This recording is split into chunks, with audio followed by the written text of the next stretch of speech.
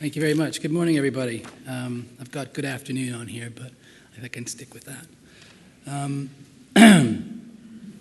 the incident response manager for the EMEA region for Verizon. So essentially what that means is, I'm sure most of you know, my team are the ones that actually respond to incidents, hence the name, which is very good that it's in there like that.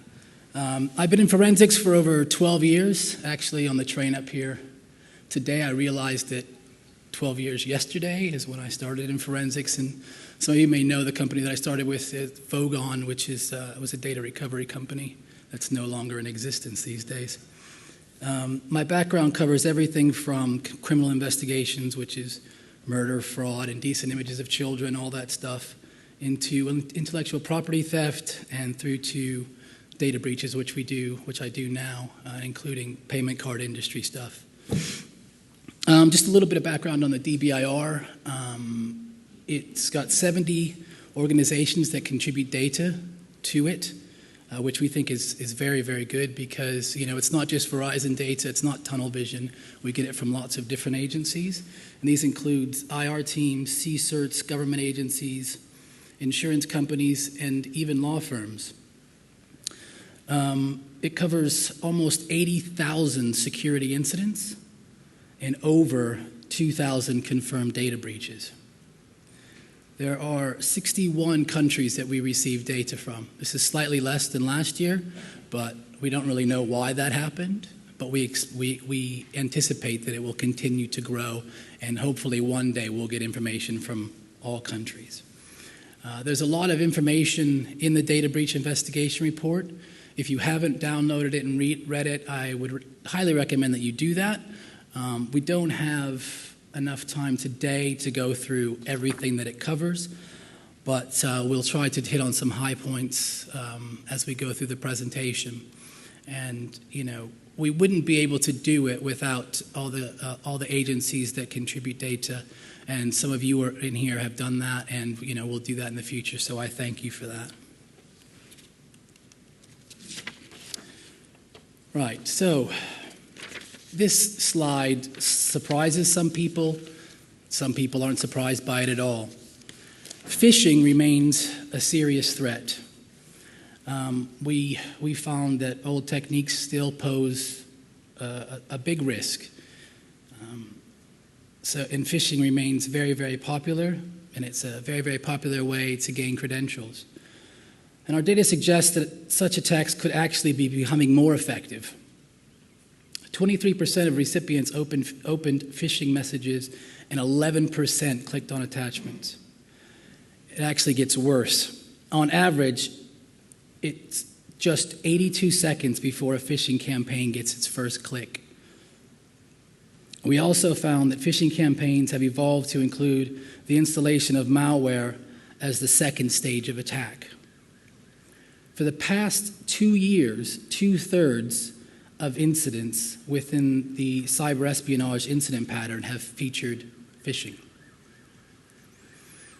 So, you know, financial motive is still alive and well within phishing attacks. The old method of duping people into providing their personal identification numbers or bank information is still around. It's evolved a bit from the Nigerian scam sort of area. But the targets are largely individual versus organizations. And just a quick story about phishing. We had an incident happen last year where this woman received an email within her corporate environment giving her a free advance into a higher level knitting website, so like a premium area of this knitting website.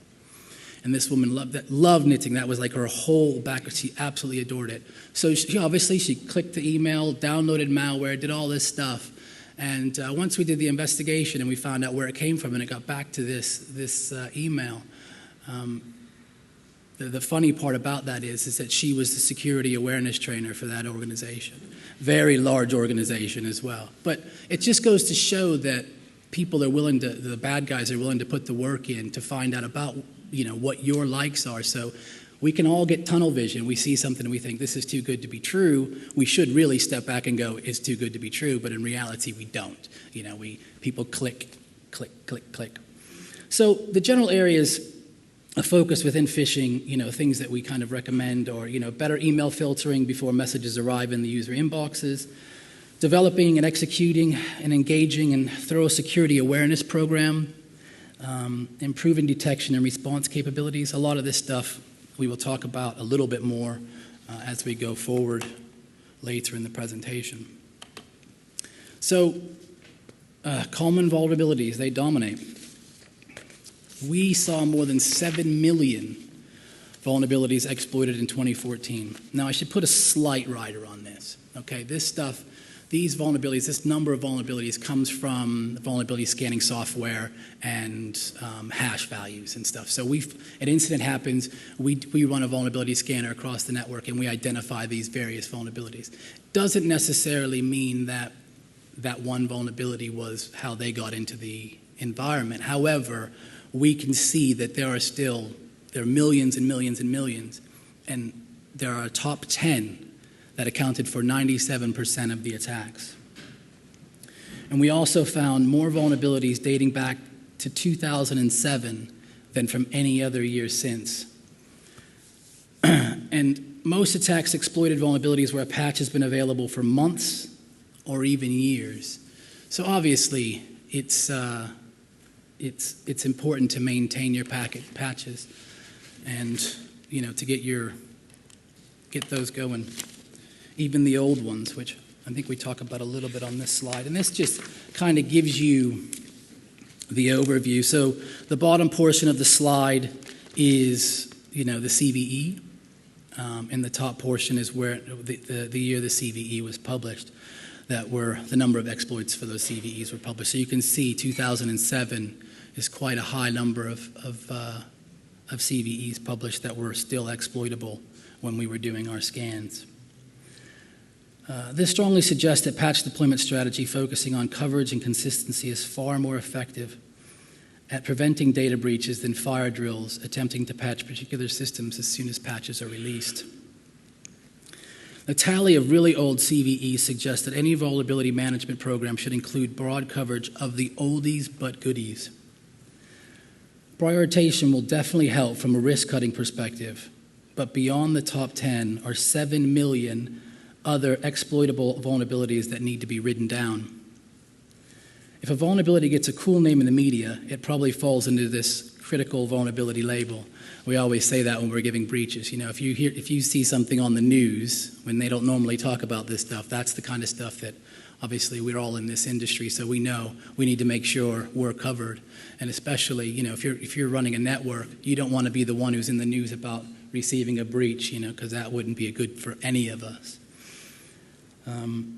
So the real decision is whether a given vulnerability should be patched more quickly than your normal cycle. And obviously, if it's in the news, we obviously recommend that you add it to it. But don't forget about the old XP systems that are in your environment or in your clients' environment, your customers' environments. That's a lot of stuff that gets left in the storeroom somewhere that's still on the network that hasn't been patched in years, and that can be a serious issue. I've actually done a collection job for a bank, and I went in, and there's massive servers everywhere, all these servers, and you go in, and there's this little, looked like a 486 machine in the corner, and all it had on it was a note that said, "Do not turn off." Nobody knew what it did. We didn't turn it off, but it's stuff like that, and it's real stuff. People are still using really old environments, so obviously you guys know that, but it's something that we like to bring up from time to time. Right, so when we go through the threats and the vulnerabilities and stuff, it's kind of difficult because there's so many of them out there. So we try to highlight the specific patterns that people can actually focus on. And what we found was incident classification patterns over incidents and breaches.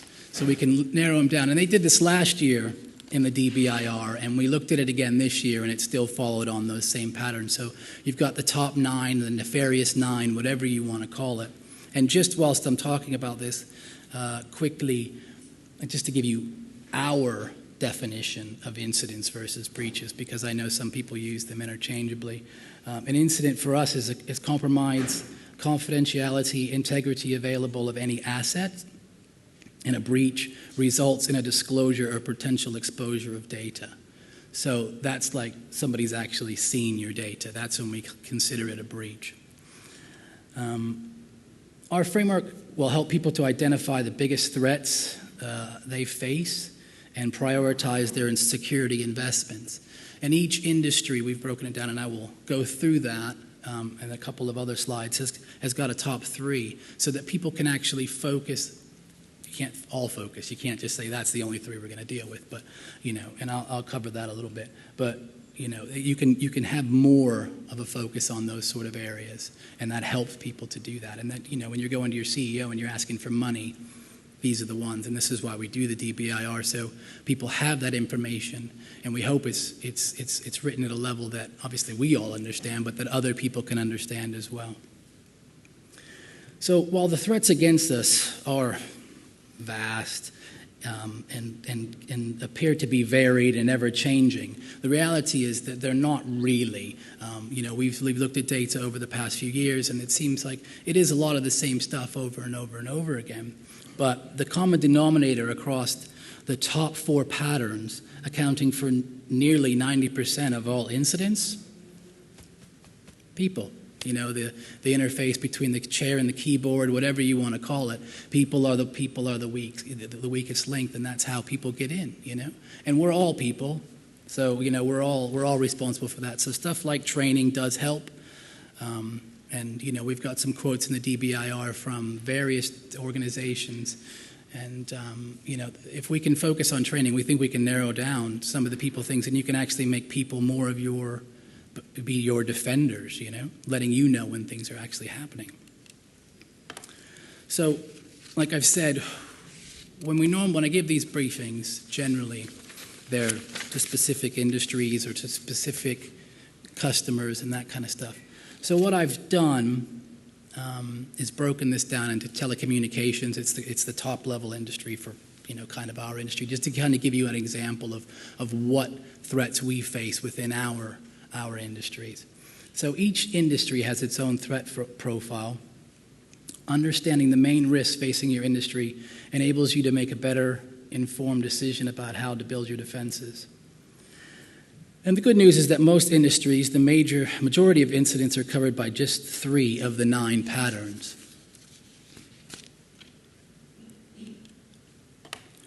And this is a good slide that points out the top 3 areas for each industry. So it's a general overview for all the industries and how they're broken down.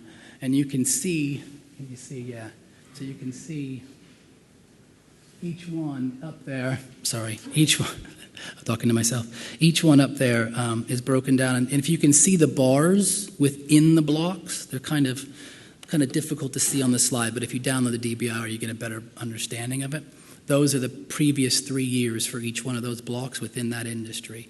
And if you look through there, a lot of it hasn't changed, but some of them have. So it's just gives you a good idea. So when you're speaking to your clients and stuff, you can give them an understanding of what threats they're facing and also what threats you guys are facing.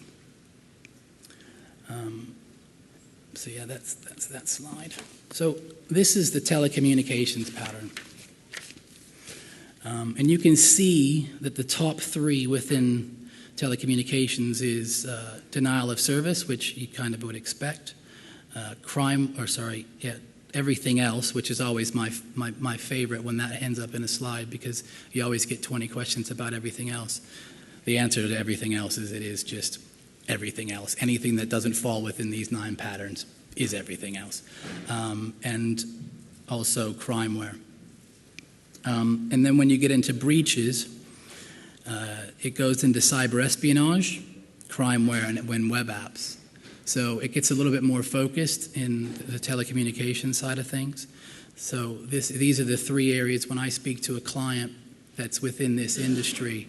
These are the 3 areas that I try to focus them on and say, hey, look, this is what we need to be looking at. This is the kind of stuff that you need to be doing. Good question. What can you do? So, cyber-espionage, these are the stuff that we recommend that you do. Patch, obviously. Attackers, as we've talked about, will seek to exploit software vulnerabilities. Timely patching limits their opportunities. Monitoring email links and attachments. You'd be amazed at the low-tech methods attackers use to successfully breach data. You guys probably won't be amazed, but some people would be amazed. Email scanning can identify any suspicious links or attachments. Use of antivirus and modern malware detection and remediation tools. Using antivirus to keeping it up to date won't protect you from zero-day attacks. We all know that. But many organizations to continue to fall prey to well-known dangers, as we discussed earlier. There's a lot of vulnerabilities out there. And training. Training employees can create a human sensor network. That's what's from the DBIR, those 3 words. That reduces the number of people falling victim to phishing. And that's the kind of stuff that we have to try to do to eliminate. You can't really eliminate, but you can lessen your availability to those kind of things. The next one is crimeware. Again, patch, antivirus. I'm not going to go through that again. Two-factor authentication. We are big advocates of two-factor authentication. I think probably most of you are. I realize that in some areas and some networks, two-factor authentication is very costly, and it's not something that is readily available to be pushed out. However, we would always say, if you can't do two-factor everywhere, at least do two-factor around your crown jewels. Make sure those are safe. And implement configuration change monitoring. Many methods used to reach your data can be detected by watching key indicators.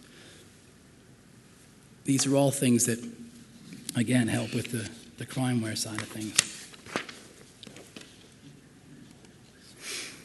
And DOS. So this is my favorite. Have a plan.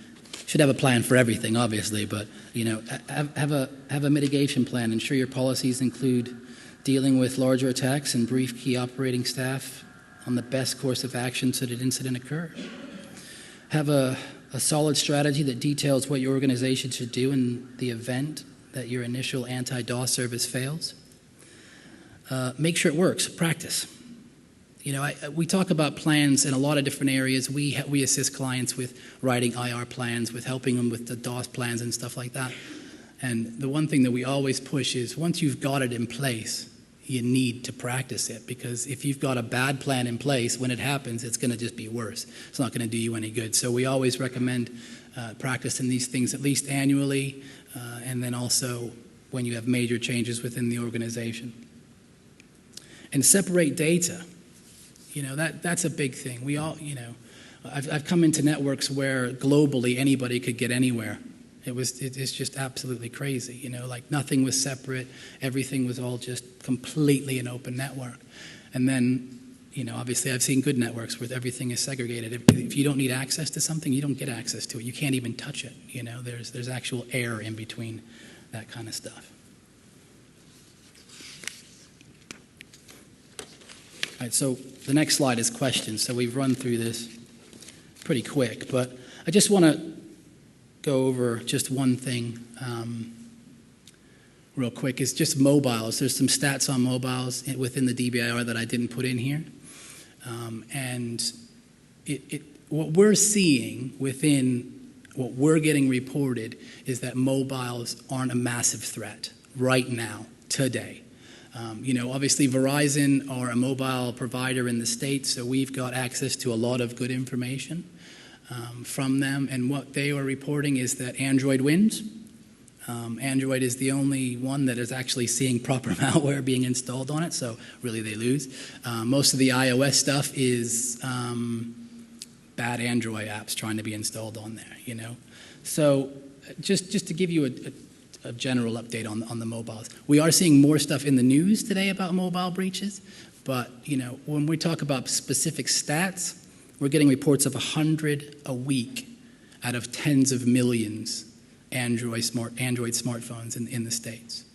So just to bear that in mind. However, our tagline is certainly don't rule them out. don't ignore them, but, right now they're not causing the threat that a lot of people thought they would be. I think they will. My honest opinion, I've got 3 mobile devices on me right now. I think eventually stuff will happen there, but, I know some of you are thinking, only 3? But yeah, that's all I have with me right now. So yeah, those are the kind of stuff. So, right, we can get into the questions now, if anybody has any. I know it's lunchtime, so. I've been giving this speech to you the entire time, so I was hoping you'd give me a question. Hi, Dave Cousins from the NCCU, National Cybercrime Unit. Hi. With regards to the depth of the report, I appreciate you publish what you publish, and I'll have a good look at it. I'm just curious, how far do the analytics go behind it? In that, when websites are compromised and it's a common vulnerability that's probably been exploited, the tie-in with the type of compromise, the malware that's used or whatever it is, how are you able to tie it to a common vulnerability that is being picked on, being used, and is there any graphical set of evidence to look at the rate of exploitation of a CVE? Yeah, I mean, again, we go back to what you said to begin with. We can only report on what we're given, but the Veris framework, which is where we get our data from, is something that we created years ago, because when people were reporting incidents and breaches and stuff, there was all different types of data that was put into it. And now this is a specific database. It's actually open source. So it's very, very good. And we can, at some situations, provide that information. However, in others, if it wasn't given, then it's not tracked. But we've got intel as well. So this information comes from what's been reported through us on the Veris, and then some of it also is collaborated with our intel department about what specific things are going on there. So I take it a lot of the data that you're actually looking at is what's being reported and shared with you, as opposed to scanned compromises. Yes. Okay. So yeah. If you had a better view of the scanned compromise, how hard is it to actually spot a CVE from the hash and the URL? Actually the tie-in of the exploit that's been used against it to the actual usage of a particular crime plan. For me, this is quite important, because obviously if you're trying to mitigate the use of Angler exploit kits in certain areas or whatever, knowing the groups, they will be picking on a certain vulnerability, and then we can get the alerts out, you see, to try and get the vulnerable services patched, because they are moving into that top 10 category that you're on about. So there's 2 areas where we scan. If we get called to go and do an investigation on a breach, we scan and we see where the vulnerabilities are. And then when we do the investigation, we may find correlations and stuff like that between the 2, and that does then get reported into the Veris framework. Outside of that, there are other scanning companies that will provide us with information on CVEs. So we may not get the back-end information about that. But maybe we could have a chat after, and then I can give you my card and we can have a chat. Absolutely. Thank you very much. No worries. Hi, Trev from LONAP and others. You mentioned Android exploits. Are there any iPhone exploits that you found? Well, there are. We believe there are, and they're out there. But what we've seen is Android is far more popular, and the only time that it depends on what you consider an exploit. Okay, so there are some out there for iPhone, but most of the stuff that we get on the iPhone is annoyanceware, and the other stuff is on the iPhone is Android stuff that has obviously been installed and that kind of stuff. So it's Android rather than Chrome or anything like that? You know? Well, it's Google and Android is what we're seeing. Yeah, those OSs. Okay, any other questions? Okay, thank you, Laurance. Thanks, guys.